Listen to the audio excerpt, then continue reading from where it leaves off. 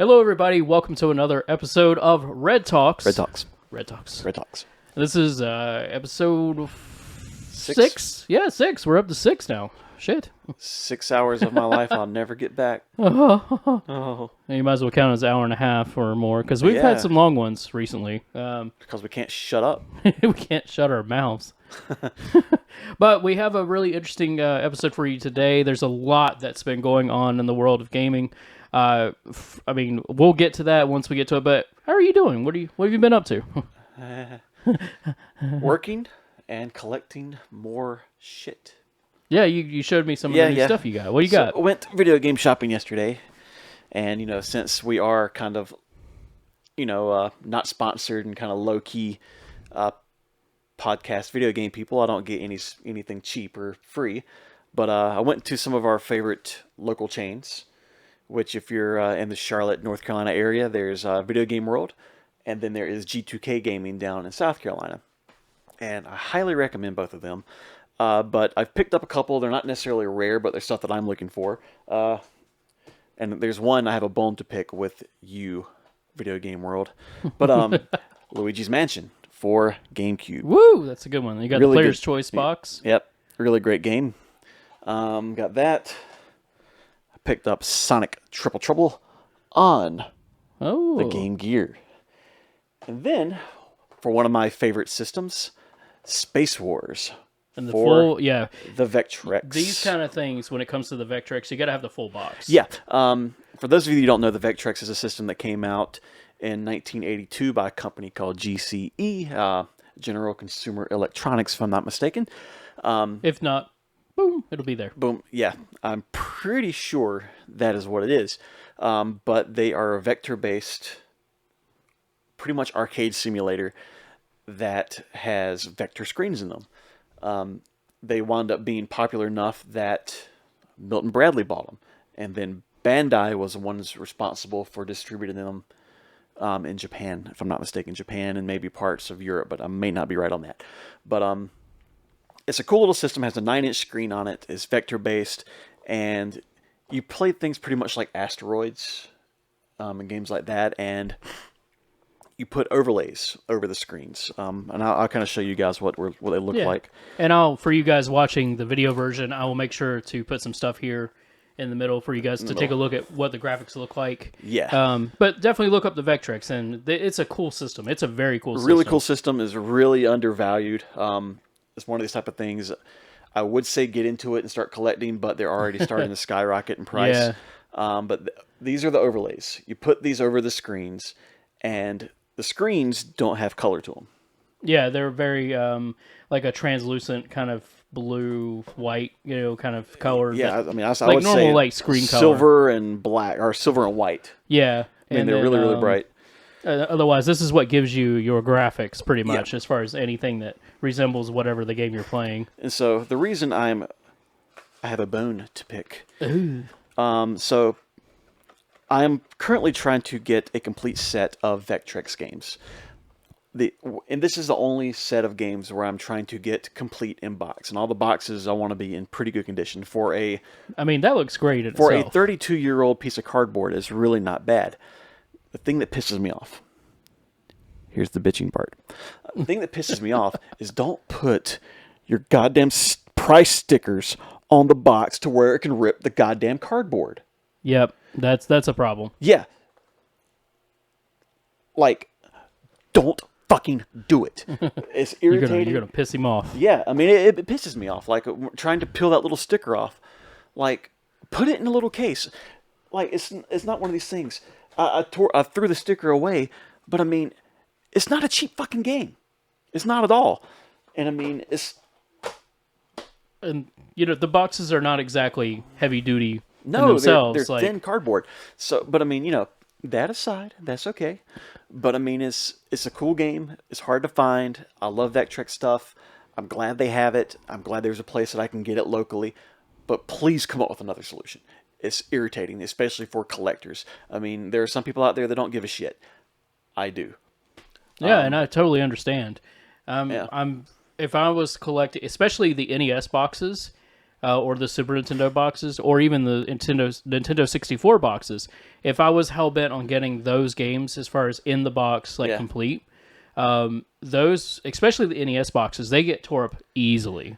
Like, I have a copy of Super Mario Brothers 3 in the box with the manual and everything, but the box is so broken up. It was handed to me as a gift, Yeah. and it was already in bad shape. But I was like, yeah, I'll take it, because I don't have Super Mario Bros. 3, Yeah. at least before that, a physical copy of it, and I love that game. And I was like, oh, cool, even though the box is all bent up, like the top of it's all caved in a little bit, I was like, I'll still love it. But if I was a real serious box collector for any system like you are with a Vectrex, I would still feel really bad about it. I mean, trying to get a complete collection of games with everything is complete in box, manuals, overlays, games.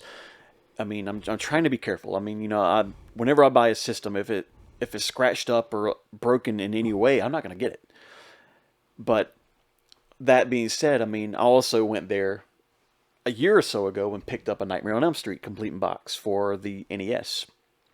And that one actually came in a little plastic sleeve with the price sticker stuck on the outside of the plastic sleeve. Granted, when I paid for it, it wasn't as much as it is now. But I mean, now this is a $270 to $300 game, complete in box. That's the way it should be done.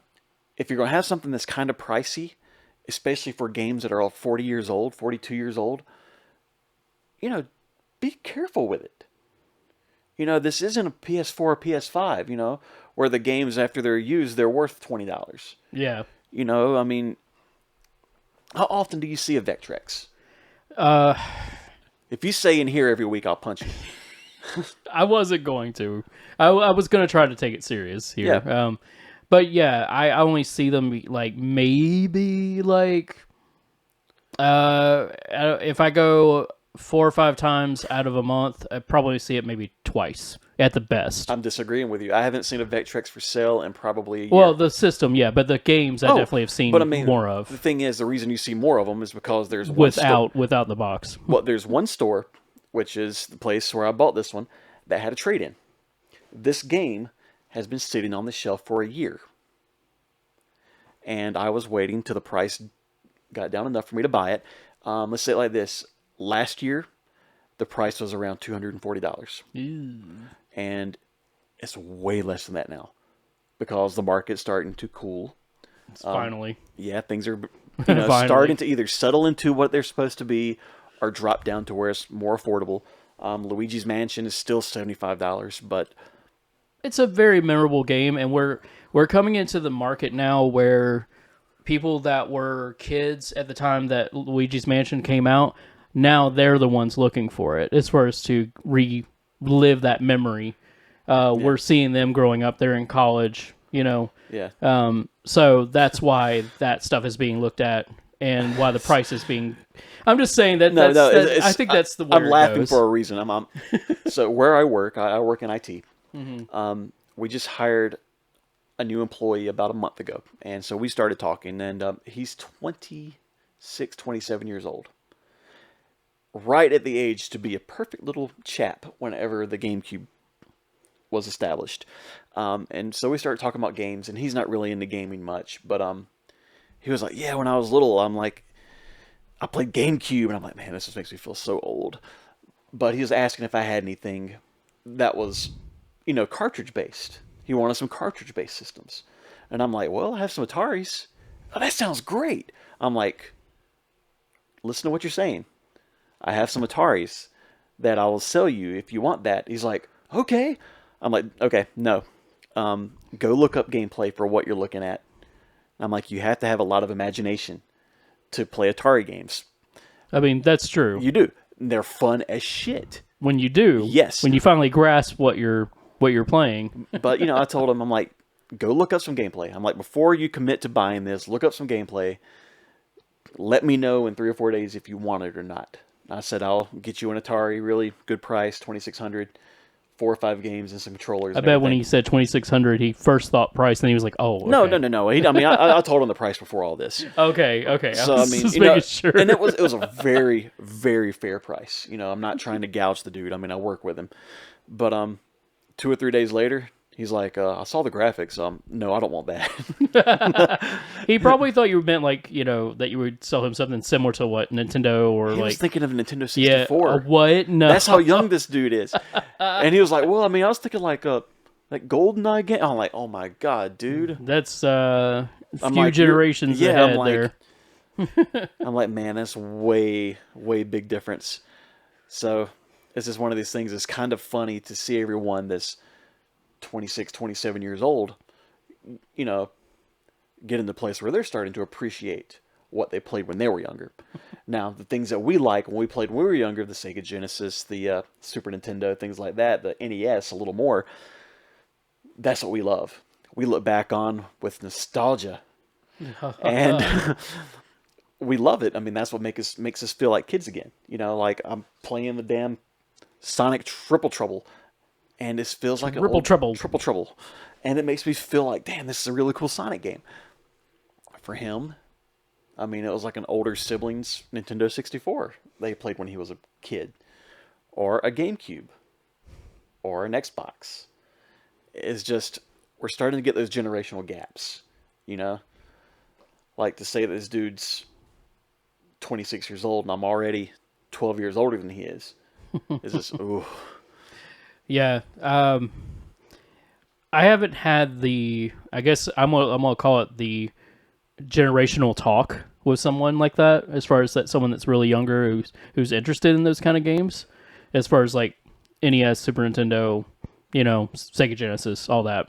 I haven't had that talk yet with someone yet. I'm waiting for it. I'm hoping somebody's gonna be like, you're looking forward to it. I am kind of looking forward to it because I want to be like, let me show you the world that that I come from, and something along those lines. Yeah, I see what you're going. Yeah. Especially if they ask me about the PS1, what I'm going to throw at them first. I'm going to be like Resident Evil 2. I might start them off easy and not do like Resident Evil. I might do Crash Bandicoot or that's torture. Well, at least the starting. It's like maybe if you want to piss them off and like make them frustrated. Maybe Croc. Croc was a pretty easy platformer. Yeah. Which is really fun, by the way. If anybody's never played that, Croc, it's good. And also Ape Escape. Ape Escape's really fun, but you need a DualShock controller to play it. So, for those that didn't know that, it's been out for, 30-some years probably? 20, 30-some years? No, it's not quite 30 years. But yeah, we're getting 25. there. But yeah, that was the, fun fact, that was the first PS1 game that required a DualShock controller. That was when they first came out. It's a nice little bit of trivia. I remember that. I remember that from my own past. No. But yeah, man, like, And that's where the DualShock came from. Now, I'm not to say that, I mean, there's a generational gap that's coming, especially with, I'm not going to say, I don't like throwing out, like, boomers and millennials and Gen Xers and shit like that. But, I mean, people that are younger than us, that are graduating college, starting to get good jobs, getting money, and they're starting to look back the way we did when we were younger, and like, this was something I always wanted. This is something I now have the money to get. I'm going to get it. And it's different than us. I mean, every time I go into a game store, there's always people looking for early 2000s stuff. GameCube stuff specifically. Yeah, PS2. So much money. PS2, GameCube. It's kind of getting to that generation now, as far as the original Xbox. Yeah, I mean, the Xbox not so much. Not so much. Yeah, I mean, it was one of Nintendo those... gets the most notoriety here. I mean, okay, and PS2. Kind of. I will say in terms of price, yeah, GameCube is the one, probably because it was more tailored towards kids. Kids, yes. So you get Luigi's Mansion. You can go and get all of the Mario Party games, Mario Karts, and you can go and play Super Mario Sunshine. And that's the best Mario Kart game. I don't care what anybody says. Double Dash. It is one of my favorites. Double Dash. Mario Kart 64 is my favorite. Double Dash is good, though. Solid entry. Really good game. Really good game. But, I mean, that game is, what, $70 now? Yeah. For Double Dash. It's crazy how much the prices for GameCube has gone up. Outrageous. I know for... funny enough, the Resident Evil games on GameCube haven't really gone up. Yeah. No. Except for the Resident Evil, controllers. except for Resident Evil 2 and 3, they're like, which are ports that are like much better versions of the original games. That they're not like reimagined versions. Like they're literally just ports from the PS1 and all that brought to the GameCube, and they're much better versions. Those are really pricey, but Resident Evil Remake, which came out for the GameCube, and Resident Evil 4, which started on the GameCube, That's an exclusive. and Zero are not that expensive. No. Yeah, but the Resident Evil 2 and 3 ports are. They're like $200 and up. I mean, okay, and the thing is, like, picking up Luigi's Mansion over the weekend yesterday, it was one of these type of things where I started thinking, what really makes it so expensive? Because it's not rare. I wonder if the Mario movie had something to do with it recently. I don't think so. For like a little bit of a jump. I mean, it's been one of these games that has been hovering around $70 to $100 for a little while, but why? It's not rare, but I mean, is popularity? Is that a thing? Is like I will definitely see where. Are you looking this up on price? Yeah, I'm going to see where the trend happened as far as like where the game's kind of gone. Yeah, I mean, let's look it up and see, what it is now. And of course, this is one of the games you want complete in box because they're better condition. Yeah. GameCube is a really finicky system because of the disc. Proprietary, small-ass. And they scratch very easily, by the way. So please take care of them. Please, I'm begging you. Okay, so complete in box, which is what I'm going to be looking at here as far as the historic prices. Okay, so right now it is going for $66 on price charting, according to their complete. Yeah, that's just for the original box. Yeah, so that's for the box and the game and everything. Not the player's choice version, which they have a separate thing. Oh, for I didn't even see that. They do have a separate thing for the player's choice because some people don't want that as much as the original box. Yeah, where's the player's choice one? I don't see that one. It's at the bottom. There it is. Player's guide, player's choice, GameCube. Okay, it's about $64. It's $2 less. Yeah, loose for some reason, $62 for that version. That's weird.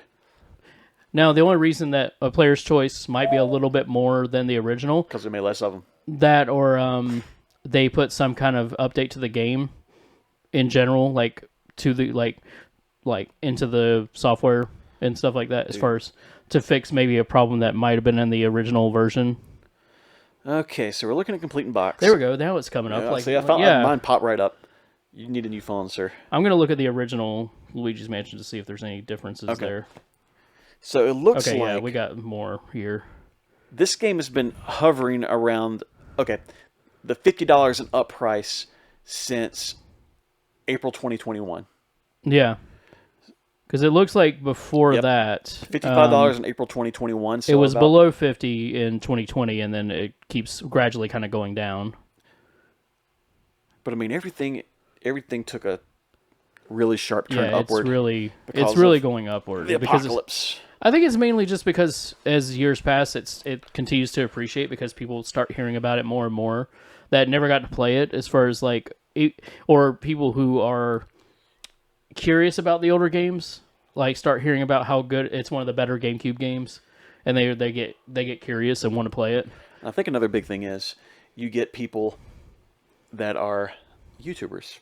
Yeah, that go out there and they're playing games from their childhood that they really, really liked and revisiting and showing it, and then they'll show it like, oh, remember Luigi's Mansion?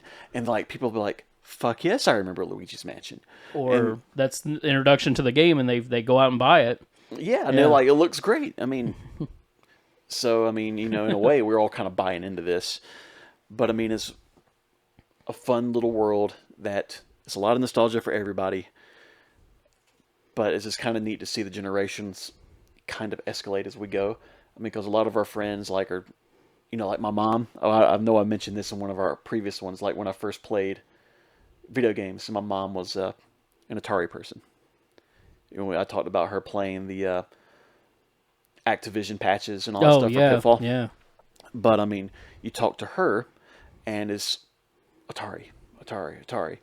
My older brother, who is coming up on 50, he was all about NES. You and I, Sega, Super Nintendo, and then that's where we started. That's what we loved the most at the time, I mean, I really did get started with NES and got to play a lot Well, I mean, before I moved on. But but yeah, you I know, know you know Super what I'm saying. Nintendo is really my seminal console. But that's the one that was yours by yourself, the first one, you know? Yeah, So, I mean, yeah, I mean, Super Nintendo did change more of my view on gaming more than the NES did. exactly. I mean, that was like, yes. Because, I mean, yeah, I played the NES first because that's what was out. Yeah, There that was wasn't a what was Super there. Nintendo or there wasn't a Sega And Genesis. I got to play TurboGrafx too. I didn't have that. I had one. You spoiled bastard. I had one because my cousin was getting out of games, or he was getting the new system or something, and he gave it to us. He gave it to me and my sister. So we had like games like, obviously Keith Courage, which came with the system, and had that. we had TV Sports Football. I had Bloody Wolf, which was basically a Contra clone almost. But it played more like almost like Akari Warriors. What happened to these? I don't know what happened to it. Like I've been looking for it forever and never have found it. I found some of the games. See, I mean, I always took missteps. I did too. Missteps whenever I would go and want new consoles. I was really into racing games. That's what I liked. That's what I enjoyed. Which we'll talk about something else racing game related in just a little while. Yeah, But it's full circle. so I didn't really have access to like Nintendo Powers. I really didn't have access to like Game Informer or Game Pro, whatever was around at the time. And so I would just go to Walmart and look around like, I want that right there. And so when I saw the Need for Speed and Road Rash for the 3DO, You were lucky they were good games, pretty much. yeah. And so that's what I went. I mean, I went from Sega Genesis. I didn't think of the PlayStation. It wasn't out quite yet. And so I begged my parents for a 3DO. And that's what I managed to get. And that was like what I latched onto. And then the Sega, I'm sorry. I never did care for the Saturn. I didn't even see one until years later. But like, I didn't really get into the PlayStation until like 2 years later, after it was like 97. And so I went from the 3DO to the 64, to the PlayStation 2, PlayStation 3, PlayStation 4. Now granted, that's kind of where I latched on. But after I got the PlayStation 3 is when I kind of got back into the stuff. That was that whole like, oh, I'm an adult now. I can get what I want, and started buying everything. I think for me it was obviously I know what it was. The NES was my start, and I know we talked about this in our episode 0, so it's there if you want to know more about us. Check that one if out. you want to listen to that one. It's only in audio form, so Yeah. The NES was my first, but I was very late into it because I was just a very young kid. I was 5 years old when I got my NES, and I was born in '86. So I missed out on pretty much a lot of the start of that at the time, because the Super Nintendo was right around the corner. 91. Yep, and that Christmas I got Super Nintendo, and we got Super Mario World and all that. So that really changed everything for me. At that point, I was like, I'm a gamer. But I wasn't a collector or anything yet. No, but, I mean, it's one of those things you brag about. I was in lucky I school. could get anything, in general, because I come from a very middle to low class, kind of family, in terms of the budget that we would have to work with. Yeah. And, so renting was the main thing, obviously. I've mentioned that before, that renting was an absolute must for most games. And I know, like, I mean, it was from Super Nintendo for me. It was like my grandparents bought it to try to keep my sister and I from fighting. Yeah, I remember you've seen that before. And it made us fight even more over it. But I mean, reason yeah. I brought all that up was because like you're talking about not being able to find your TurboGrafx games, or you don't know what happened to them. Like, whenever I started getting into collecting, I still had my original 3DO and all this controllers and everything for it, but I didn't have any games. What happened to them? I mean, I had Road Rash, and I had Need for Speed, and Escape from Monster Manor, and Quarantine. What happened to these games? I don't know. They're still out there somewhere. Maybe in my parents' basement. Maybe that should be a vlog, like as far as a special vlog, as far as finding Josh's lost treasures. I just rebought them. I know that, but like we should try. Like that could be a fun video as far as like even if we don't find them, it's like they smashed in like garbage. Yeah, it's here it is. You're like it's like either the what is it the smell of victory or like what was the triumph of victory.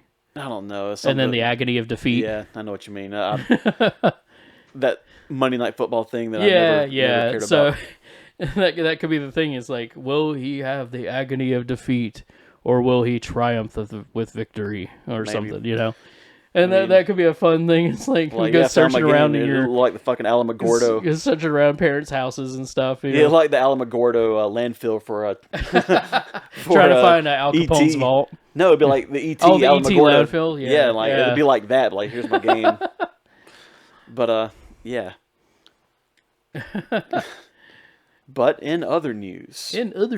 So I know we talked about it last week and the time before that, I think. But Super Mario is it just passed $1 billion. Yes, I knew that was going to happen. Like I even said it. It's like it's going to pass $1 billion. I still don't think you've seen it yet. I have not. But I have not. I saw Evil Dead Rise instead. I saw that too. I know. We don't talk about that here. It's podcast. Yeah. This is a podcast about video games. But from what I was reading, Super Mario Brothers will be going to streaming next week, but for rent.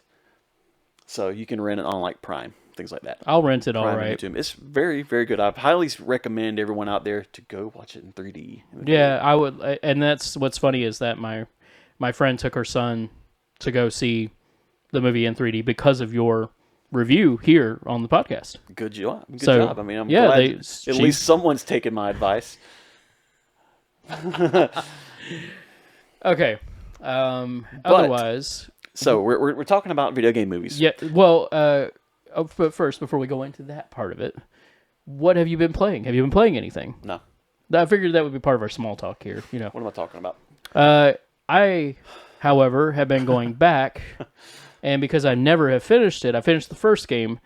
I have been playing Star Wars Knights of the Old Republic 2, The Sith Lords, and it's good. I'm having a great time playing it, and I'm playing it on my Steam? PC. Oh, on Steam, yeah.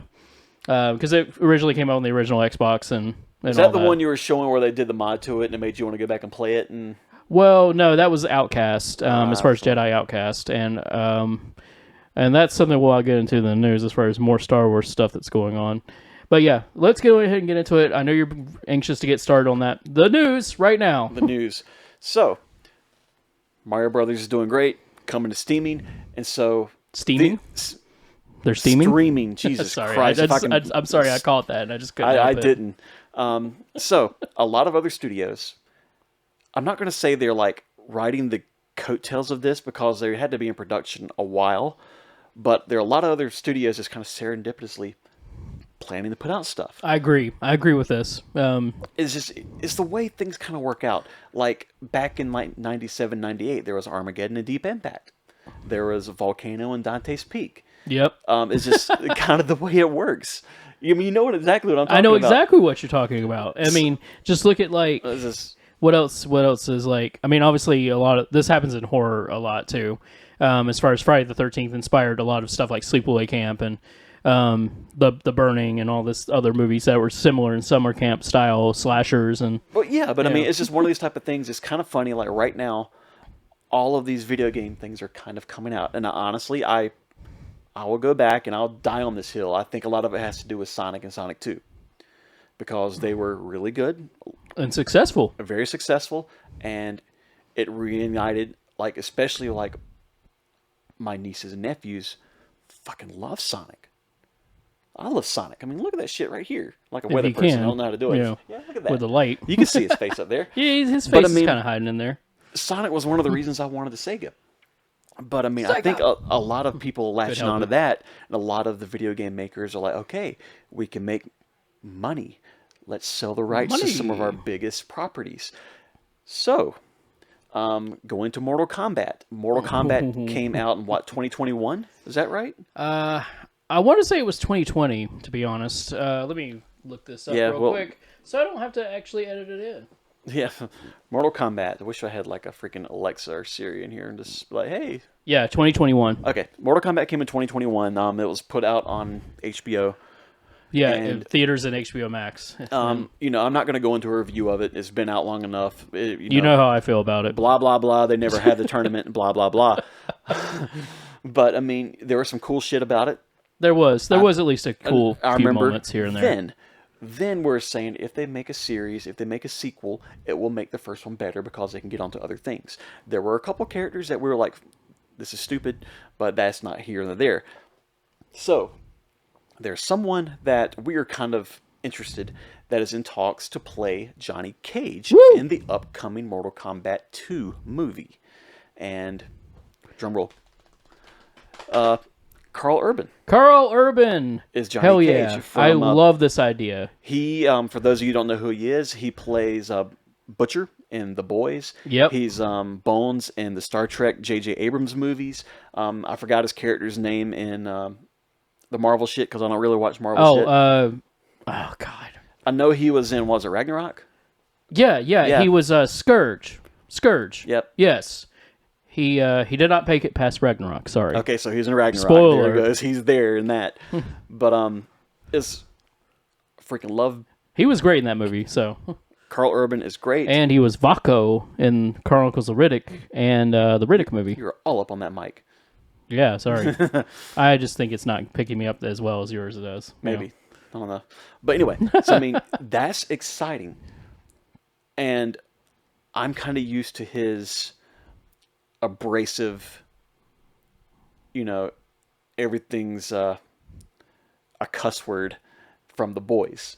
And if anybody can pull off Johnny Cage, it's Carl Urban. I think he could really do it. Okay, he's not what I picture.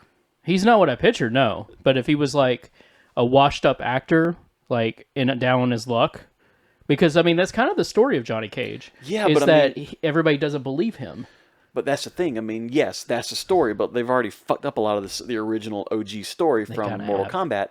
And if you remember at the end of the first one, they had a Johnny Cage poster. They did. And so it's not going to be like, oh, he's down on his luck. He's a fucking action star.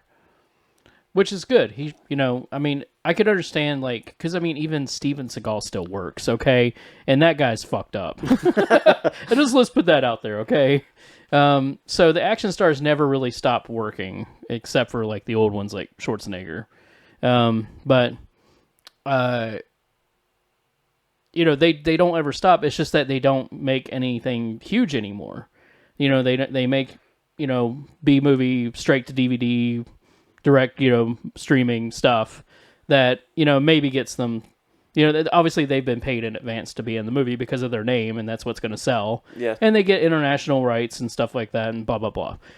Same thing. That's what's happening with Jean-Claude Van Damme. That's what's happening with Steven Seagal. That's what's happening with all these older 90s action stars now. And I could see them kind of playing on that with this Mortal Kombat version of Johnny Cage as far as in this universe, as far as the new ones. I remember when they first, it wasn't leaked, but when they first posted the trailer for the 2021 Mortal Kombat, we were fucking excited. We went and did a pretty much a trailer reaction video. We did. It's right here on the if you want to go back and see that, even though the movie's been out for a while. There's a lot of stuff that we saw. We were right about a lot of it. Some of it we weren't. But I mean, it's one of these type of things. We can speculate all day long. We can be excited and guess that's what they're going to do. But we don't know. Yeah. Like, we may think we have a great idea. Like, man, it'd be pretty badass if they kind of go into the washed up action star trope. But we don't know. That being said, do you think, or can you think of anyone that would be a better fit than Carl Urban? After the original movie came out in 2021, there was a lot of talk about... as far as professional wrestler Mike Mizanin, who is known as The Miz. I'll put him up here on the screen. It's for the video version. I don't know who he is. But if you want to look him up, he's called The Miz because of his last name, Mizanin. Like M-I-S? M-I-Z. M-I-Z. Okay.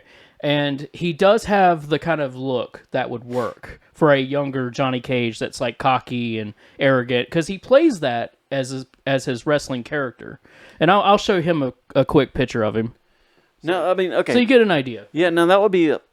See, I could see something like that. I mean, I don't know shit about... Oh, he looks like a douchebag. That's the thing. He's But, supposed to be a douchebag. Like looking, yeah, like that I that. could see him as Johnny Cage. Look People- at that. That looks like Johnny Cage. Yeah, people actually wanted him to be Johnny Cage in the next movie. Because I mean, the Mortal Kombat, the new one, didn't really have any huge name stars.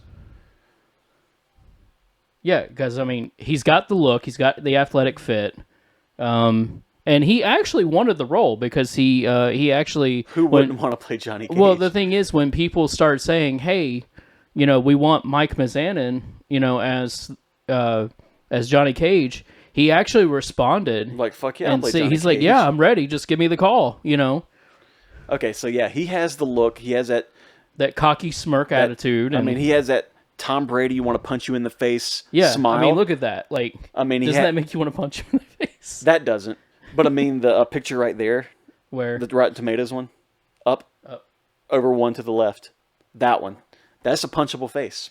Yeah, he does have that look. And now, I mean, I don't know the guy. I don't know anything about him. He does have some acting. In terms of like Johnny Cage, that is what he should look like. He does have that. He does have some acting credits too, so he's not unfamiliar with doing like on set stuff. If there's a petition for him to play Johnny Cage, I will sign it. I was wondering how you would feel like seeing him. Look at it with the glasses on, because Johnny Cage always wears the, you broke my $500 sunglasses asshole thing. Yeah, and he kind of plays that up as far as in his character that he's like an A-lister. That's kind of his nickname, Yeah. Let me see. If I were to pick anybody to play Johnny Cage, and that's the thing, like, I mean, most of the Mortal Kombat stuff now that, like I said a minute ago, is non-big name stars. See, even people were saying Miz was robbed. Yeah. And all that. That was 2 days ago, and that was on a website talking about it. Yeah. I think I can see Gary Coleman playing Johnny Cage. What do you think about that? What? Did you just say Gary Coleman? He's dead, dude. I'm trying to see if okay, yeah, I'm listening. I mean, they brought in Grand Moff Tarkin and. I mean, yeah, but do you really want to take the time to get Gary Coleman's likeness for something that wouldn't work in the first place? Fuck yes. Oh, just to see if it could be done. That would be great. But no, I mean, the impossible task. In all seriousness, I mean, like, I don't really know. I mean, he's good. I'm really looking forward to seeing Carl Urban because I like Carl Urban. And that's the thing. Urban's in final talks. It doesn't mean everything's been completely signed over just yet. Like in terms of like confirmed, we have him on the contract, but he is in talks, like with Warner Brothers, I'm sure, and casting directors, and so I mean, we'll have to wait and see if he accepts it. Yep. If he ultimately goes for it, but I couldn't see him saying no. Yeah. Unless he had a schedule that wouldn't allow him to do it. I hope so. I mean, like, because I mean, I know The Boys is probably wrapping up this last season. Yeah. So. I'm really excited for that. If you guys haven't seen it, definitely watch The Boys. It's don't good. watch it around your kids. Yeah, don't watch it around your kids. But in other news, I mean, continuing on with the movies. Let's go into. So. Yeah, you know what I was about to say. Go into that one. Yeah, that's where I was thinking. So 2 other movies have kind of launched interest, I guess, for the Hollywood remake, and one of them is a Gran Turismo trailer. Yeah, like, I was saying a little while ago, I was a huge racing game fan. Like, I have all the Gran Turismo games, and I love them, but I mean, I never thought that this would make a movie. Yeah, I mean, anytime that if I have to ever think about a movie with Gran Turismo, it wouldn't be the way that they're actually going to be doing it. It would be in the way of like an original story that wasn't involving the game whatsoever. It just happened to have the name slapped on as far as Gran Turismo. So, for those of you like the way the Need for Speed movie did. I actually really enjoyed the Need for Speed movie. Did you? I didn't see it. Yeah, has Aaron Paul, Jesse Pinkman. And I mean, it's pretty good. I mean, it's very Fast and the Furious style stuff. I mean, granted, they're not shooting rocket cars up in the shit and driving off dams. The Fast X trailer. I keep seeing it everywhere. Christ. But, I enjoyed it. I mean, I am a huge fan of the Ford Mustang. They have that as his main car throughout most of the movie, and I'm like, fuck yes, I love this. But For those of you that care, there is a Gran Turismo trailer out right now. Has David Harbour, which will more than likely be the savior of this movie. Yeah. It has Orlando Bloom. Yeah, which I was kind of surprised to see him there. You know, Yeah, he's aged. he has aged a little The bit, dude he's aged like milk. like milk. Like milk. He's Milk. curdled. I mean, I'm sure some women still would be like, yes, Dude, I mean, he's earned the right to age really well. I mean, you know, I'm applauding him for not going and getting a whole bunch of face shit done. I can't say anything. I mean, we're getting up there, but I mean, You don't look any different, sir. nah, I'm just gonna tell you, this guy looks the same as I did when I met him. it's because you see me a couple times a week. Well, I'm saying like even back in 2009. Yeah, when I was That's how long it's been. young. How long? Sorry. But okay, so the Continue. whole premise of Gran Turismo is about a gamer that loved the game. He gets a shot, according to the trailer, to somehow join a upcoming racing league that will have one person that was a gamer race or in a real race circuit. Is what it looks Yeah. like. Am I wrong with and this? it's supposed to be based on an actual thing that really happened. As far as I mean, I have to look up the research on this and see how much is really being used and how much is, basically Hollywoodified. Based on a true story, maybe that. Yeah, Hey, like- this kid really played Gran Turismo, and hey, this person over here really, really raced. Nothing to do with the video Yeah, game. yeah. So- But I mean, for you guys who are watching the video version, I will version. put the trailer running here but I mean, obviously with no sound. But if you want to watch the full trailer, it's easy to find on YouTube. But I will have it here playing for you guys so that you guys can see it as So, we're yeah. talking about it. I think that's coming out in like August, if I'm not mistaken. I don't know the exact date. If you care enough, look it up. Moving on. So we also had a sneak trailer teaser.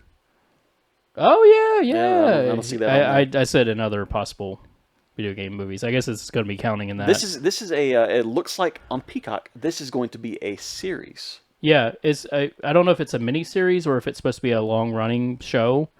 I have to look that up just to be sure, but Yeah, you but want. it's going to be a series of some kind. Yeah.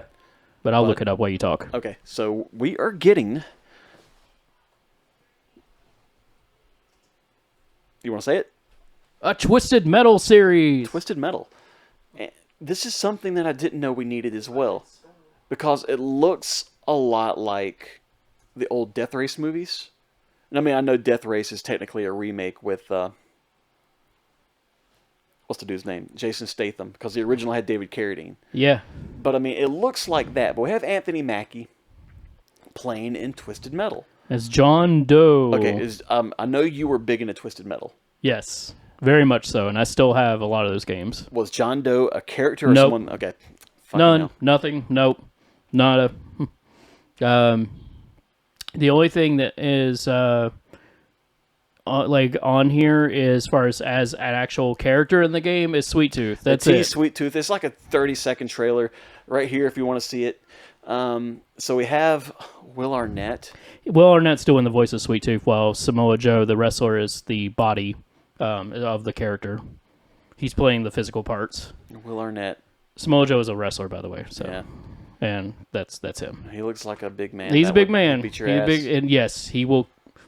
Most people, when he comes out, as far as because I'm a wrestling fan, so I know this. I'm not. I'm even wearing a wrestling shirt, but No, I can't believe it. people will say Joe's gonna kill you. And that, yeah, so yeah, just for sake of how intimidating the guy is. Thomas Hayden Church. Haven't seen him in anything. Oh my God, I in can't a believe he's gonna long be- yeah. time. I didn't even know he was in it until I just saw Spider-Man that. 3 was yeah, the last thing I remember seeing him in. and he did show up in No Way Home. As far as No, they reused some of his boom. They reused yeah. his stuff. but he did come in and do some stuff. I think from what I understand. Yeah, and then Neff Campbell as a reoccurring character called Raven. Raven. Is Raven a car in the game? No, not that I'm aware of. If I'm looking at Twisted Metal 1, 2, and 3 in that sense, because I never really played 4. I played Black a lot, and then I did play the 2013, I think is what it was, PS3 game that came out, which was the last Twisted Metal game, sadly. So yeah, according to this, they put it in production, talking about whenever they wanted to start talking about it and developing it in May 2019. So, of course, the world got put onto hold in 2020 and things got pushed back. But Peacock finally, or I guess Peacock's NBC, right? Yeah, it is. It's Okay. NBC Universal. Yeah, so NBC's streaming platform ordered it as a full season in February 2022. And so a little over a year later, let's say they filmed it in May to August 2022, and it's ready for release next month to run for 10 episodes. So July 27th. Yeah, it's gonna be a little while still, but there is the teaser, like he said. Up 2 months. I don't know where I got a month from. It's super short. It just shows Anthony Mackie pretty much in his car, and then they show a little bit of Sweet Tooth and what he looks like, and of course he's in his trademark, ice cream truck. Yeah, and honestly, Sweet Tooth is who everybody wants to see. I still want a Calypso, because Calypso is the main antagonist that basically controls the tournament, and he's the one that puts it together, and he has the power to grant your wish. That's the reason why these people do the competition, is because he'll grant you one wish, anything you want, and he has the power to do it. I honestly, this is going to talk about how stupid I sound, but I didn't know it had a storyline to it. It does. It totally does. Yeah, every game has a storyline to it, and Calypso is the main kind of storyline in the first few games. I'm not sure how 4 was in that sense, but so it says estimated budget of $72.3 million for a season, which honestly is not that much. It sounds like a lot of money, but if you're talking about like expanding it out in 10 episodes, then that's really not that much. It's really not that much. I mean, considering like the new Indiana Jones movie is like $150, $200 million. I was reading. What are you doing? I'm sorry, I was looking. It looks like they were filmed in New Orleans, wrapped in August. It's like the summer shooting in New Orleans. If you guys had ever been there, I've been in July in New Orleans, and it smells like piss and shit. They dealt with, I'm not joking, they dealt with lighting delays, hurricane threats, and extreme heat in cars that would not do as they were told. I wonder why. Because of the heat. And you bash a car around, it's going to fuck up on you. But yeah, so that's interesting. Yeah, so I was hoping for more of the other characters, like Mr. Grimm or Spectra, or let me see, Darkseid would have been, or no, sorry, not Darkseid, but Minion, which is like the sub boss in the first game. And he's in like the big tractor trailer truck. Okay. Which is like devastating when it gets a hold of you. It would have been cool to see like the actual characters come to life instead of just John Doe, the big man. I mean, you have to remember, Anthony Mackie is kind of their big name on this. He is the name that's going to sell it. Dude's a great actor. I really look forward to what he can do with it, because I mean, he's there breaking the fourth wall, talking to the camera and all that kind of stuff whenever the teaser plays. But the only thing they really show you that has to tie in with the game is his car has guns on it, and you see explosions off in the background as he's driving off, and then you see in a parking lot, Sweet Tooth. Sweet Tooth, and that's it. And so it's a teaser. It's made to get you excited, because like Sweet Tooth's what everyone wants to see. It is, yeah. Sweet Tooth is the basically the face of the game. He is basically the Scorpion of the Mortal Kombat, like, to this game, as far as fan favorite, Yeah, absolutely. Even though he's probably one of the worst characters to choose in the lineup, but that I digress. I usually never play as him because of that, because he's always in that stupid truck, and it's always the worst to try to maneuver with. Whereas Mr. Grimm's always the worst in the other category because he's an exposed motorcycle. So, and it's usually a sidecar motorcycle. Yeah, and so that's just my memories of Twisted Metal. Yeah, and it looks like they're basing this in Lost Vegas. Which is good, because then they can do a lot more stuff with that. Yeah, so I mean... more zany stuff. We'll just have to see what they do. I mean, am I going to go and subscribe to Peacock for it? No. This is not going to make me going to, like, go and be like, maybe later, if I get the opportunity to see it, I'll sit down. Maybe that's what I'll do, is I will give my full comprehensive review of the show and do it here on the channel, as far as on the video on YouTube. not like the podcast, but I'll sit down and do a full video for Twisted Metal when it comes out. So we have something new to talk about. Okay. So I'll go through every 10 episodes, and I will talk about them, and see if it's worth your time. That'll be the title. Is it worth your time? So you have to do that like the day it comes out. And Yeah, you just got to get in there and like all 10 episodes in one day. Write down some notes. We're gonna be there sleeping like it is not good. We'll have to see. It might be entertaining. I'm hoping it is. I hope it's really entertaining because like it says it's a comedy. Well, it had to be a black comedy. It would absolutely have to be a black comedy. I mean, if it's not... it says action comedy, post-apocalyptic. Yeah. So we'll see how it goes, but yeah, I look forward to seeing what they do with it. I hope it's good. I hope it's funny, and I hope it's an entertaining ride. That's what I expect. I'm not expecting, awards and Golden Globes and all these. We also don't want, we do not want a Netflix Resident Evil series. You had to remind me. So yeah, how bad that was. So fingers crossed for something good. Moving on. Okay, so otherwise, we've had some releases come out as far as recently that have not lived up to the names that they should. We talked about one of these a couple of weeks ago, maybe. Yeah, I was mentioning that it was coming out, and console people, you are safe. You can get it. You can get it there. It's working fine. PC people. It seems to be the PC people. It's the PC ports that are getting the worst of this. I'm sorry, guys. My, Steam brethren. So Last of Us was terrible in terms of its PC port, but there's no excuse for that. Now, it's a fucking 10-year-old game. Exactly. And now, apparently, Star Wars Jedi Survivor, as far as the ongoing story with Cal Kestis, as far as that character from the EA Star Wars games that have just come out recently, that just came out on all platforms, and then now the PC version has had a lot of trouble. There's been game-breaking bugs. There's been glitches galore. Like FPS has been really chopped down. People are using high-end parts, like components, as far as graphics cards, RAM, everything you could think of, and it still doesn't help.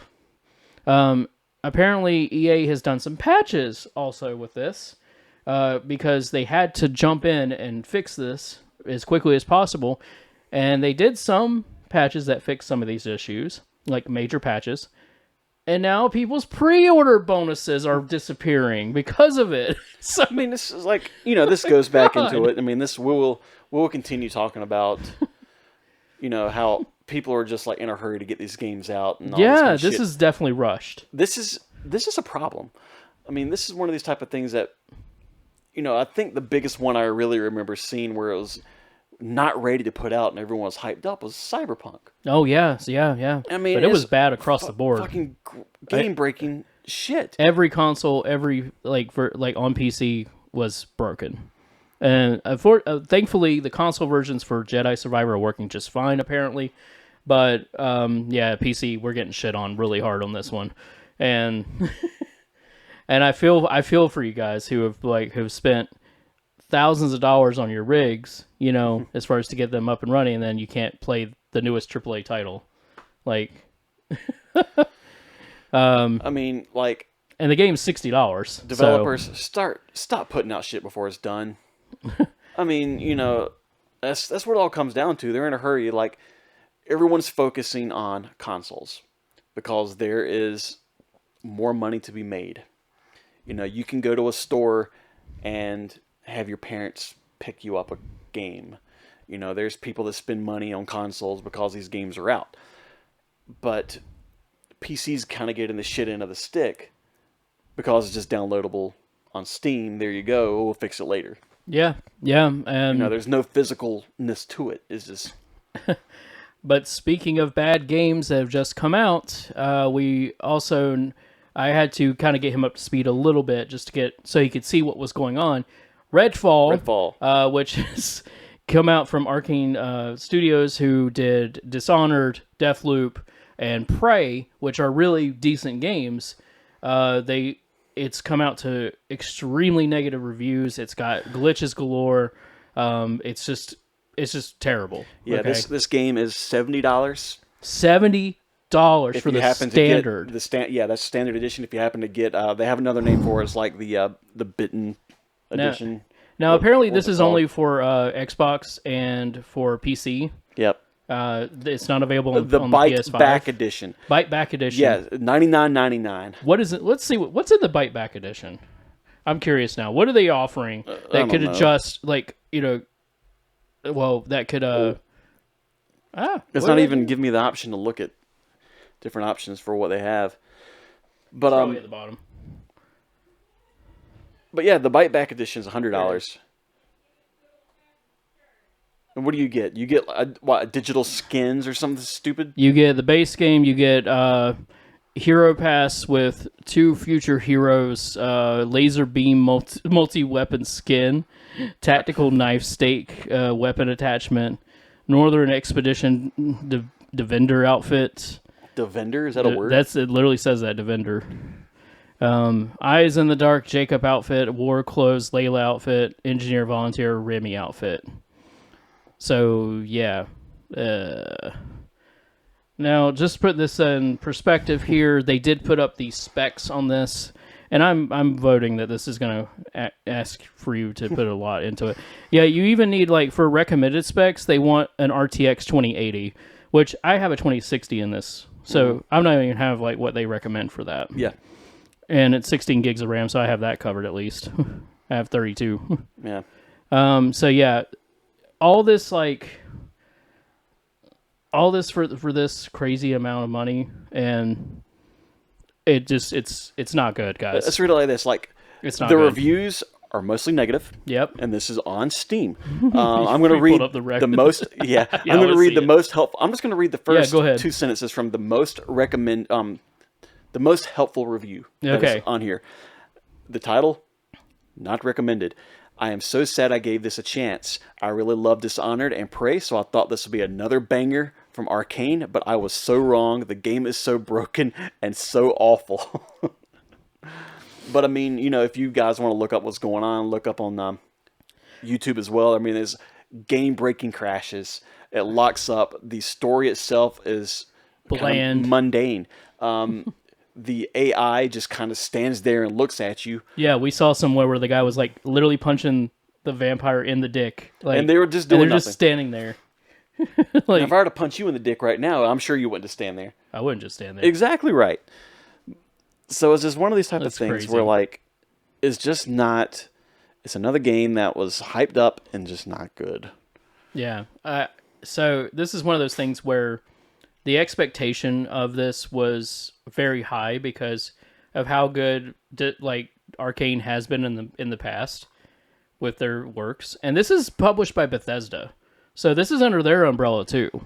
Good job, Microsoft. Oh, they're probably like, "Fuck, we invested in their own companies." Yeah, and so this is. But I mean, obviously, Arcane handles these games in terms of, like, Prey and Dishonored and Deathloop and now this game, and this is, should have been their magnum opus, to be honest. And I mean, with everything, like, we talked about the gameplay for the new Unrecord last podcast. Yeah. And, that is what games are starting to look like. People that know how to use and really get the benefits of, Jesus Christ, my brain just farted. That really know how to use Unreal 5. Yeah. And so they can make some badass looking shit. But I mean, then you go and look at Redfall, and it looks like an early PS4 game or an early Xbox One game. Yeah, a game that came out 10 years ago. I mean, this is obviously Unreal Engine 4 that they're working with, but it almost looks like an earlier version of Unreal Engine 4, what it shouldn't. Oh, shit. The only thing I really find unreal about it is the fact that it looks as bad as it does. Yeah, I mean, I'm not, I'm not, like, against the angular, like, design that they've done in the past, but it's like, guys, like, there's a lot of, like, rendering problems. There's, like, I mean, I know we saw some stuff where they were looking at a wall and it was not even, like, rendering at all. I mean, like, it's just pixelated. And so, yeah, guys, like, I don't know how you're going to fix it, but you've lost on your sales hard, at this point. And that kind of leads us exactly to where we need to go with our next topic. So Phil Spencer, pretty much the CEO of Xbox for Microsoft, admits that Microsoft lost the 8th generation console war against PlayStation and Nintendo. So it's kind of, I would say it's a bit early to kind of say that, but I mean, who's going to say it better than the person that is the boss? He is the boss of Xbox Game Yeah, Studios. Tony Danza is the boss, but this guy's the Yeah, boss yeah. of Xbox. He's basically sort of the figurehead also that you see pretty much in any of the conferences and stuff like that. He's usually the presenter Yeah. of some of this stuff. But he is basically the CEO and head of Xbox Game Studios. So basically, this is the guy that I'm sure Bill Gates comes to about Xbox when they need to talk about something. He's like, we need to talk, and start hitting him. Ow! But yeah, so basically he was on another podcast. I won't say it, but no, I'll say it because we have to do it for reference sake. I'm just making fun of that because I'm trying to be stupid and competitive. Yeah, hard to be competitive when we have like 5 views. Exactly. He was in a Thursday interview with Xcast, which is the Kind of Funnies Xbox podcast. He admitted that Microsoft did lose the 8th generation console war, calling it the worst generation to lose, as that was when players built up their digital libraries of games. As a result, Spencer says most people who walk into a store to buy a console are already connected to an ecosystem and can't be swayed by big exclusives or other rival platform hits. Now, that being said, I mean, then what's the point of going out and spending billions of dollars on Bethesda? I mean, the whole point of that is to get exclusives. The whole point of that is to drive sales to your system. But then you can go and say, 2 years later that, oh, they're not going to be swayed by a big exclusive. I mean, that's kind of like talking out both sides of your mouth. And then, like, he went on to say, like, he pointed out that some onlookers have suggested all Xbox needs to do to win is to build great games, and that will shift things. But he claims that just isn't true anymore. What do you feel about that? That is a loaded question. I mean, I've said before, within the past year, I think I'd rather have an Xbox more than a PlayStation. But I don't know. I mean, it's like lately there doesn't seem to really be anything great. I mean, Starfield is what it mentions, but I mean, it keeps getting delayed and delayed and delayed. And well, I think it's finally rounding the course of coming out. It's coming out in September. I know we talked about it originally, as far as on the first podcast back when we got back into this. But it is coming out in September. It just had a lot of delays in general ahead of time, and but I don't think that's going to sway people to buy an Xbox Series X. I don't know what is. Like, I mean, I don't even know where we're at with the console wars this generation in terms of numbers. Who's outsold who? I'm pretty sure Nintendo's winning. Yeah, I'm thinking terms of Switch sales. is kind of getting it. Yeah. I mean, in terms of like hardcore gamers out there, I'm not even just going to consider myself a hardcore gamer. I'm a retro gamer. Like, but someone that goes out there and wants to go out there and beat ass and Call of Duty and that kind of shit. I mean, they're going to focus on the Xbox and the PlayStation. But when you have a whole bunch of kids that can take their Switch with them and walk around with it, they're not going to be swayed by better graphical capabilities. They're going to be like, hey, I can take this with me. This is convenient. And Switch is really killing it. They have some good games. So, I mean, I think in terms of sales, they're kind of beating the hell out of the other two, which is Sony and Microsoft. But going back to what Spencer says, and he says this isn't really a great solution or win for us. I know that this will upset a ton of people, but the truth of the matter is that when you're in third place in a console marketplace, and the top two players are as strong as they are, and in certain cases have discrete focus on doing deals and other things that makes no sense, and other things that makes being Xbox hard for us as a team.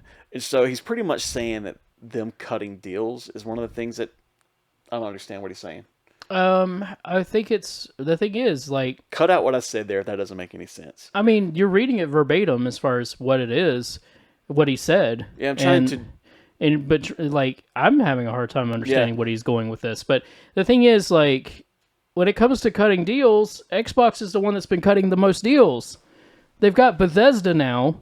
They have they were in the works of getting Blizzard and Activision as far as on their side. Maybe he's not talking about like buying Maybe developers. Maybe he's talking about like, hey, like, or maybe working with certain companies like for components and all that for their systems. Maybe.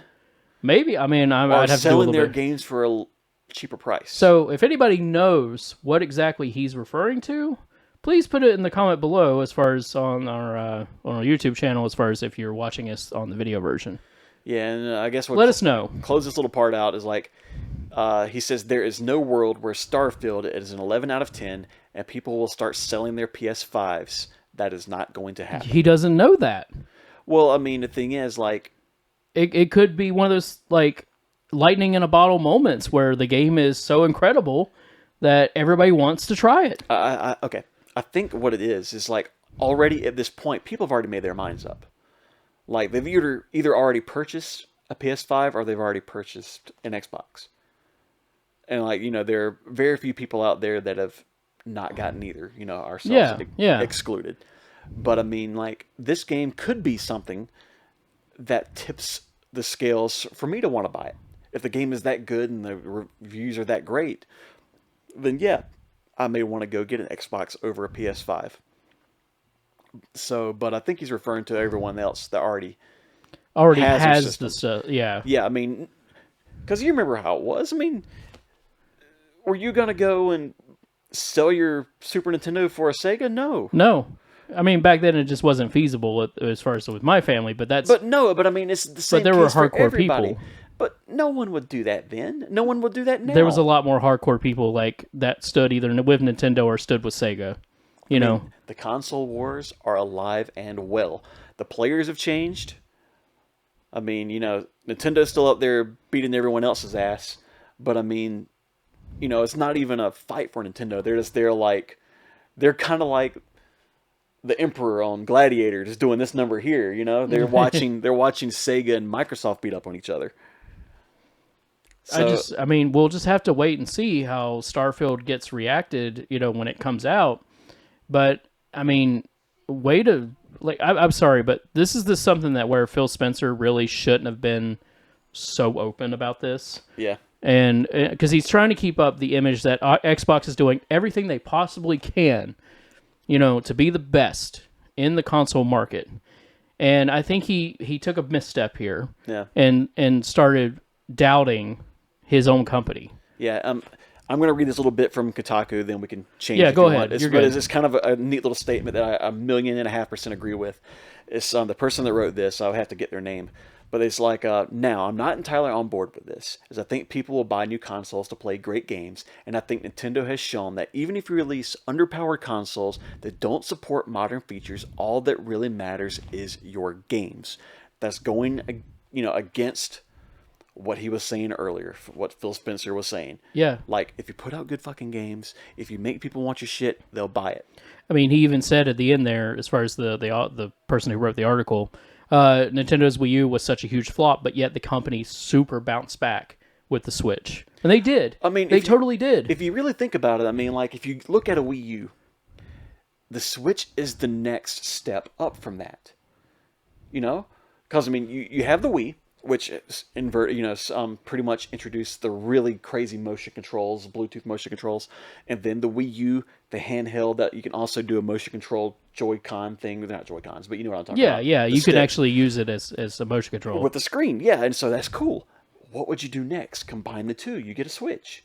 Yeah, because you could actually play some of the games standalone on the controller as far as on the screen. Yeah. You could actually put it on there, on the Wii U. And that was a cool innovation. And I mean, it's just one of these things. Let me grab it. Like, this thing right here, this was ahead of its time. The bad thing about the Wii U is the name. Wii U. That's where they fucked up. Like, if they would have went and changed the name to something else. I mean, I didn't know what the Wii U was when it was first launched. I just thought it was like Wii University. Yeah, really. I thought it was an add-on. Yeah. I thought it was an add-on, too. I mean, I thought it was kind of the way they did, like, the OLED Switch. It's just a better version of the Wii. But no, it's marketing. And right now you have your main CEO going around saying shit like this on podcasts. On an actual official like Xbox podcast, not like Microsoft's own, but like one that I'm almost certain that the Xcast is a very respected, source for Xbox news. Yep. And it's just one of those type of things when you're saying shit like that, and then you have the company that you just bought putting out shit like Redfall. You need to make great games. So, Period. I mean, Spencer did say at the end here, as far as the console is the core of the Xbox brand, no doubt. So we will stay focused on making sure that console experience is awesome. Some people want to hold us up and believe we are a better green version of what the blue guys do. And I'm just going to say there is not a win for Xbox in staying in the wake of somebody else. We have to go off and do our own thing. I wonder who does that. Yeah, good job, Nintendo. Yeah. I mean, he's saying that they should do what Nintendo is doing. Yeah, and I mean, this all started because of really talking about Starfield, because they're really putting a lot of eggs in their basket. I mean, kind of with this release of this game, because it's going to be Skyrim in space. I mean, that's what's been touted as, and that's a big deal. That's a big. Let's say it like this. That's a lot of expectations. When this comes out, if it is good enough, I'll go get an Xbox so we can play it. Yeah, we'll freaking play it. But it's just got to be good. I mean, Skyrim in space sounds fucking awesome. And I just think that he shouldn't have said it the way he said it on this podcast. Yeah. It should have been very much we believe in our product and we're ready to take on the world, blah, blah, blah. Bill Gates, get a newspaper, roll it up into a ball, and just whack him right in the face with it. Like, bad. Bad Phil Spencer. Okay, speaking of things that are going awry at companies... Yeah, this may be our last topic because we're getting kind of long in the tooth with this one. Yeah, so Zelda Tears of the Kingdom is coming out in a couple weeks on May 12th. Actually, right around the corner, not even May 12th. At the time that we're recording this, it'll literally be in 5 days? Yeah, so we're recording this on a Sunday night. It'll be out this Friday. So by the time you guys hear this, maybe a day or two. So, but ahead of time, as far as about 5 days ago, Tears of the Kingdom was leaked online ahead of time. Ooh, somebody's in trouble. That means that probably one of those early copies that they sent out to either a YouTuber or someone to review it ended up getting leaked by that person. Good job. I'm just going to say... I'm going to go here and then I'll try to find the original. Okay. There you go. So it did leak earlier in the week. This was posted on Wednesday. So we're recording on Sunday. So last week, and people were trying to scramble to play the game ahead of time. And basically Nintendo hasn't officially acknowledged the situation. Even though Reggie Fils-Aimé has actually said some things about it, has memed it a little bit. I saw that meme in some of the groups I'm on, like that picture of the guy pointing at it.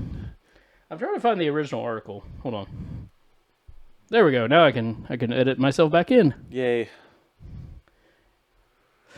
Okay. Yeah, only over a week ahead of schedule, Legend of Zelda Tears of the Kingdom is now out in the wild. After months of just dissecting every little leak they could find about the game, some fans are now descending upon footage of how it starts in search of new information, while others try to avoid spoilers at all costs.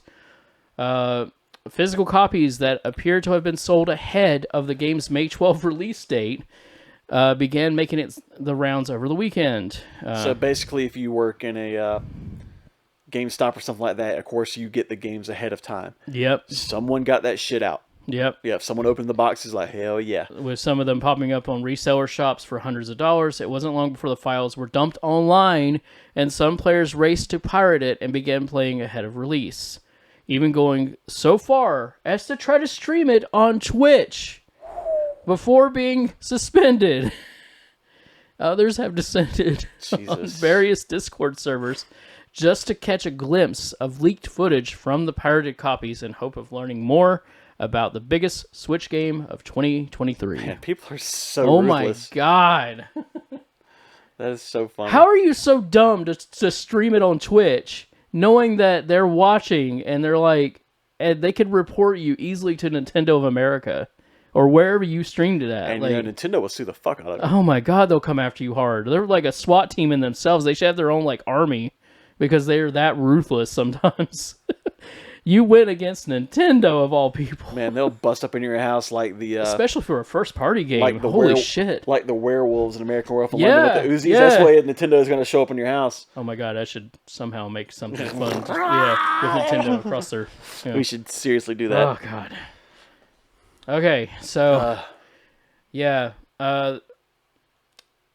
It says, I mean, apparently the company hasn't really said anything yet, but it says the company's response will no doubt be swift and could potentially have major consequences for everyone involved in playing pirated copies You'll early. be shot by werewolves with Uzis. They're probably going to put up an investigation to look for these fucking people. Like, yeah. You know, hey man, I got me a copy of right there. Zelda game. Zelda game. You want a piece of it? Ding dong. God. Yeah, please, for the love of God, on our thumbnail for this, get one of those werewolves like Nintendo, like a Nintendo thing on their helmet. Oh my God, I have no doubt Nintendo is going to sick the wolves out for this one. Like, I mean, honestly, the people that are stupid enough to put this shit up on Twitch, they deserve it. Yeah, it says Tears of the Kingdom leaking early shouldn't come as a surprise, though. Despite Nintendo's best efforts, they spelled best wrong, by the way, on Kotaku, so fix that. The same thing happened with the Wii U version of Breath of the Wild in 2017, and Pokemon leaks keep happening earlier and earlier as well. So this is not uncommon for them, but... The stupid thing is, if someone would go put it on Discord or on Twitch, man, it's just... Who the hell thought that was a good idea? Like, I mean, did you get enough subs, like, get the money before they, completely killed your account? Well, I mean, I hope you have some pretty good bits, because pretty much you're going to have to use every single one of them to pay off Nintendo's lawyers. The lawyers are the Nazi, werewolves that, Nintendo. Man, like that... I can't believe, I can believe the leak and everything and people trying to play it early, but the fact that somebody tried to stream it, as far as live on Twitch. I hope you had the title changed as far as, some Zelda game as far as from the past. And then, it ends up being Tears of the Kingdom. Man, yeah. Godspeed. Yeah, for real. Yeah, you're on a journey that you'll... Once they find out, and they will, I'm telling you, they will. Because they usually do. Man, I swear, Nintendo's about as ruthless as the Israeli Nazi hunters. Man, they will come and they will find you. They will find you. I mean, it's like fucking Liam Neeson. Yeah, the they'll guard. stick Liam Neeson after you. They have a specific set of skills, and that usually involves draining your bank account. It's like that one guy that has to pay Nintendo back every day, every week with his paycheck for the rest of his life. It's like the subpoenas will fly. Yeah. So, good luck to you guys. Good luck to you, yeah. Go to Argentina and hide. I am not going to be looking for this. I will not be trying to get this early or anything of that sort. I don't think that's right at all to do that. No, it's not. With this game, especially. There's a lot of hype about this game. There is. And so, I know people are excited to play it. Yeah, I mean, Zelda's a big thing. I remember when we were streaming every week that everyone was like, Zelda. Man, I can't wait to play the next Breath of the Wild 2. Okay. I mean, Zelda's not a title that I go wholeheartly into. There's a lot of Zelda games I have not played, including Ocarina and Majora's Mask, some of the biggest ones. Yeah. But yeah, I know this is a big deal for a lot of gamers, and I totally understand why it was leaked, because people really want this game so bad. I mean, it's one of those type of things. If you want to have that, if you want to be the person to leak it, Godspeed, like I said a minute ago. Stay away from us. If you want to be the person that goes and looks up this information, you're the one getting spoilers. Yeah, just don't involve us. Yeah, well, I mean, it's, we'll it's talk one of those about type of things. If you want to do it, go out on your own and do it. You have to face the consequences whenever it comes tumbling down on you. But I mean, and it will. Yeah, it's just one of these type of things. If you can't really bitch about spoilers whenever you're the one going out there looking for it either. So it's just kind of the way it is. I mean, that's a whole separate thing. I just hope that there's body cam footage of when Nintendo SWAT team shows up at their house. Oh my god. I want to see it. The werewolves with Uzis, man. Yep. I want to see like a taser that looks like, something that Mario related or something like that. That'd be hilarious. Oh, that would be great. Like a taser that looks like an old Game Boy Color. Yeah. Yeah, that'd be great. Like they would have special weapons. I like this speculating you got going on, talking about maybe there's somebody out there needs to make an indie game that has like a sort of parody of Nintendo, like having their own SWAT team going after people that leak their games. Their body cams will look like old Game & Watches. Yeah, that'd be hilarious. That's stupid. I would love to play it. I would love to see it in real life. Like if they actually had like FBI or anybody like that going to people's houses. I want to see the actual footage of them cracking down on them because they uploaded this game online as far as the ROMs. Yeah, that was a pretty dumb decision. Yeah. I mean, wow. All right, but that's pretty much it as far as when it comes to news and everything. I think that's pretty much it for this episode of the podcast. I mean, we talked about a lot of good stuff today. A lot going on, failed PC ports and games and Carl Urban, yeah.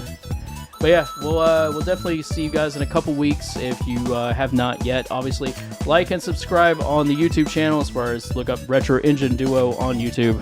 And then, of course, we're on Facebook.com/Retro Engine Duo and Twitter.com/Retro Engine Duo. So we'll see you again. Bye.